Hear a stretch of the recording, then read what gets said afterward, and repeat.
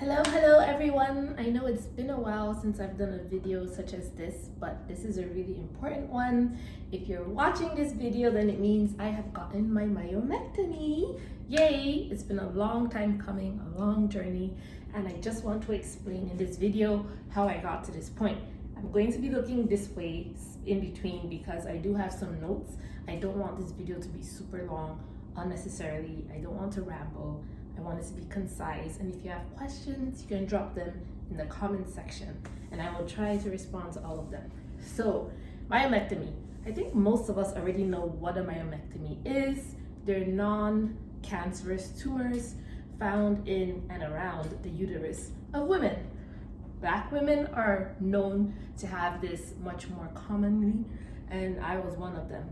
So I got diagnosed with fibroids it was probably 2014. I might have had them longer than that, but they could have been asymptomatic. But that was when I started noticing really heavy periods, lots of pain, vomiting during my periods, weakness, back pain, nausea. It was just a lot. And so I went and saw a doctor. He sent me to go and get an ultrasound. They found some fibroids. So at the time, I was controlling them with lots of pain meds. And then after a while, the bleeding was getting really heavy. And so I used to take tranexamic acid. That would cause me to have larger blood clots, but the bleeding was a little less. Now, in terms of symptoms for my fibroids, I just mentioned the bleeding. I was severely anemic. I would sometimes throw up during my periods. I was in unbearable pain. I would call off sick for 1 or 2 days because I could not leave my bed. I would have extremely heavy bleeding. When I say extreme, I mean extreme. I used to soak through a pad in an hour, the overnight heavy duty ones. In an hour, it was soaked through and through until I would stain my mattress. So I could not sleep. The first night of my period, I would be up every hour, just making sure I didn't stain my mattress. So I started wearing adult diapers on top of doubling my pads and doubling my underwear. So it was a huge package going on here, huge situation every time I would be on my period. It was ridiculous. And I think that when I decided that I needed to do something other than meds was in 2019, I went to New York. And my period came about 4 days earlier. So I did not travel with pads because I thought I would be home by the time I got my period. And what happened was I bought a pack of pads. I wore one. So I'm like, oh, it's day one. It shouldn't be too bad. And I took the subway to go and visit a friend. By the time I reached the subway station, the pad was soaked and I had stained my outfit. And thank goodness it was a black outfit. And I remember I was so embarrassed because I was literally dripping. Like, that's how heavy I was bleeding. The blood was going all the way down and just dripping on. By the time I got to my friend's house, I entered her apartment and I was just dripping. I went straight to her bathroom. Thank goodness it was someone who understood what I was going through. She had had her myomectomy prior, but it was so embarrassing. I had to go to her shower and she literally had to put a towel for me to sit on during the whole time I was there to visit her. It was so embarrassing for me. I had to wash whatever I was wearing, hopefully dry them a little bit before heading back home. But then I came back, I'm like, no, this medication is not doing enough. I need to do something more drastic. At the time I was on and off Fibristal for some years, and then Fibristal got removed from the market because apparently a lot of people were getting, I think it was severe blood clots in the brain, and some people were complaining of liver failure, but there were some symptoms, and then they took Fibristal off the market. And so I was on birth control, but the birth control wasn't really helping. I didn't want a temporary fix. So I saw my doctor last year and I told him that I wanted to consider surgery at this point. We had exhausted the medications, and even my mom had tried some herbalist medications from Cameroon. Those didn't work for me, unfortunately. They worked for so many people back home. They didn't work for me. So fast forward, OBGYN. I don't know about you, but here to see an OBGYN, it can take a while. So I remember my doctor referred me to one, and they accepted me as their patient some weeks later. And I asked normally how long it would take to get my first appointment. They said within a year. I was like, darn, do I have to wait a year? God is on my side. I didn't wait a year. I saw an OBGYN about 6 weeks later because one of her clients canceled. So they had an opening and they're like, can you come tomorrow? I said, sis, I can even come now. Forget work. This is more important. I can come now. So following day, I saw the OBGYN. I will mention her name, maybe or not. After the surgery, I don't know. Or I can give you the name if you want her name in private. But she's not of color. It's extremely rare in Ottawa to have Black doctors. So on top of that, specialists. So at least she was a female. I really wanted a woman and not a man. And I remember the first appointment at my OBGYN, I cried like a baby because it was the first time that I actually felt heard and understood. Dealing with, my family doctor, I felt as though he thought I was exaggerating my symptoms. Obviously, he would see that, my iron levels are really low, my hemoglobin is low, but, he would just say, oh, take this medication, take this pill. I was on iron pills. I got so constipated. It was so tight in my chest. I stopped taking them. Like for him, it was just, here's a medication, but we're not treating the root cause. So I remember the questions that they asked me at my gynecologist's office, no one had ever asked me. I was like, finally, people are asking me the right questions. Like they went in depth in terms of, how often do you go through pads? How do you feel? Like it was all those type of questions. And I cried and they had to give me Kleenex. I was like, finally, someone's listening to me. And after that appointment, that appointment was supposed to be about 30 minutes. I was there for almost 2 hours because on top of the questions, right then and there, they made me do blood work. I got a cervical biopsy. That was so weird. I got a pap smear. So many things were done that same day because the doctor wanted to start the process. So I was telling her, and I remember I lied down because she wanted to, touch around my stomach. And she's like, yeah, I feel them. I'm gonna show you pictures of what my stomach looks like now. I'm really good at hiding it, and this outfit won't show it. That's what I mean, I'm good at hiding it. I have to show pictures because I legit look like I'm probably 5 months pregnant. And the doctor saw it. It's hard, and that's the difference between when it's just fat or it's fibroids.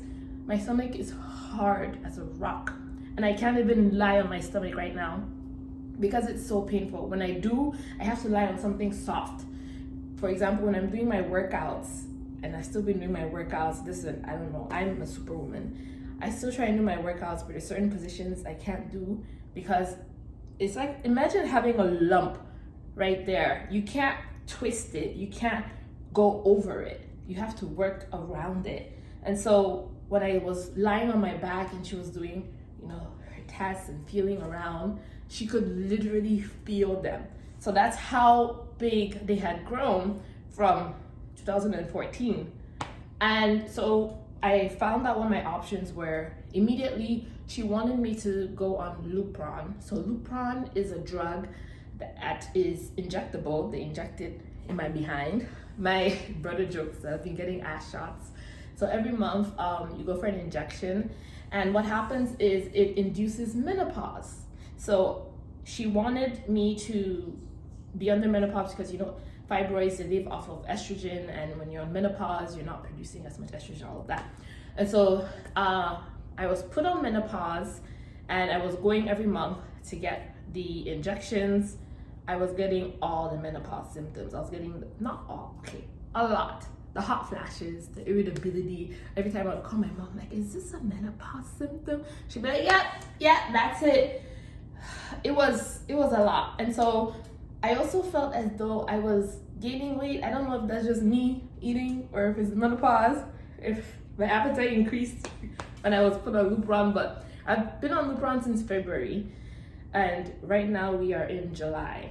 So every month I get my menopause injection, and then on top of that I was taking a medication to try and contradict the side effects of the menopause, so to reduce, you know, the hot flashes and the irritability and the dryness, and the libido is non-existent. Honestly, it's crazy. It doesn't feel like my body. However, oh, I forgot to add, so my fibroids literally tricked my body into thinking I was pregnant. Listen, the body is a wonder. I don't know if this has ever happened to anyone else who's had fibroids, but I don't know if it's also due to where mine are located. My body started producing prolactin. So a few days before my birthday, my doctor calls me and he's like, oh, since our last appointment, have you given birth? Like, dude, I saw you like a month ago. Giving birth how? I had a full physical. He's like, yeah, I didn't understand. It's not making sense. I want you to go for another lab test, because I had gone for blood work because my sister had told me I should request for a hormonal test. So he got the results and he's like, no, this doesn't make sense. Go for another one. He's like, make sure you don't do this, don't have that, don't have sex for the... I'm like, okay, I won't do anything. So I go for the second time and the results came back the same. It's like, oh, what's wrong? Your prolactin is extremely high. It's the same level as a woman who is breastfeeding. Oh, he's like, oh, are there any discharges coming out from your nipples? Da, da, da. No, the only thing I was experiencing was tingling. My nipples, a tingling sensation. So he's like, okay, usually when this happens, it's either you have tumor in your brain, or it could just be off. I'm like, okay, but I'm not on any birth control. He told me to stop taking the birth control. And so I went for an MRI. Thank God there was no tumor. However, my gynecologist was made aware of this, and she was like, oh, actually, it's probably the fibroids. Like, how? The fibroids are making my body, oh, look at that, you can tell. Making my body think that I've been carrying and I just gave birth. Like, what's going on? So, as you can tell, I look like I'm pregnant, but I don't know, the fibroids made my body think I was pregnant and delivered the child. I don't know, I just can't wait to get them out. Honestly, ever since the Lupron injection, the fibroids were supposed to shrink. Mine tripled in volume. Triple. I remember my doctor called me and I could hear the concern in her voice, and she's like, we don't see this type of rapid growth unless it's cancer. I'm like, oh Lord Jesus. So she referred me to an oncologist, and you know, whenever cancer is thrown out there, you get quick appointments. It's crazy how expeditiously you're referred to a specialist and you don't have to wait when they suspect it's cancer. So I saw an oncologist, I think it was the following week, but he told me he's going to wait until after the myomectomy to do the biopsy, because my surgery date is so near. He doesn't feel the need to do a biopsy before the surgery. So I'm waiting. I don't think it's cancer. I don't think so. God, please. I will not have cancer in Jesus' name. But the fact that they're growing when I'm on the medication that is supposed to make them shrink, and the worst of it all is I have been bleeding continuously. I've been on my period since April, May, June, July. I've been on my period. When I tell you the things you don't know, what you see on social media, you see me all happy and looking all pretty and dressed up, is that usually I had to do a quick change somewhere because I was bleeding, or I wasn't able to get out of bed in the morning due to the pain. I've been on extreme painkillers because the pain can be so unbearable after I take the Lupron injection, because my doctor told me one of my fibroids is in a cavity, so that's what is causing me to continuously bleed. And now I have the one that seems to just be growing, making me look pregnant out here, and you can tell, like, I'm supposed to be a babe. Apparently, I believe I have 7 fibroids. The largest one is about, 15 by 13 centimeters, and so that's why I need an open myomectomy. I can't do a laparoscopic surgery because the largest one is too large, and so they need to do a proper incision, get it all out as well as all the other ones, and the one in the cavity, so it'll be tricky to do a laparoscopic surgery. So that's why I need an open myomectomy, which is similar to a C-section. So you get the C-section scar, and you most likely would have to get C-sections if you decide to have kids, and the recovery time is longer, but I will take that as long as you get all that stuff out of me. I like to have this surgery, honestly. I just want to make sure I covered everything. I noticed I didn't look at my notes for a while, but I'm really looking forward to this surgery. My mom is coming, thank you Lord. My mom is going to be my caregiver as I recover. My doctor told me to take 6 weeks off. I don't know if I'll take all 6, we'll see, but I know I will take it easy for all 6. I have heard of women, you know, opening stitches because we're trying to do the most before the 6-week mark. No, I'm going to be a baby girl. I have amazing friends. I have some friends who have signed up to send me food every time throughout my surgery, my recovery, not my surgery. I have, you know, family members who are just been so supportive. I shout out to my friends who have called at random hours to bawl out because my original surgery date was canceled due to COVID and the nursing shortage and nursing staff walking off, and I don't blame them at all, but I was just devastated because I had a date already. I was like, this is the finish line, and then for it to just get canceled. So I really hope this date doesn't change. Well, if you see this video, then it means the surgery happened, and I will post a part 2 of my post myomectomy and recovery and how the myomectomy went. I can't wait.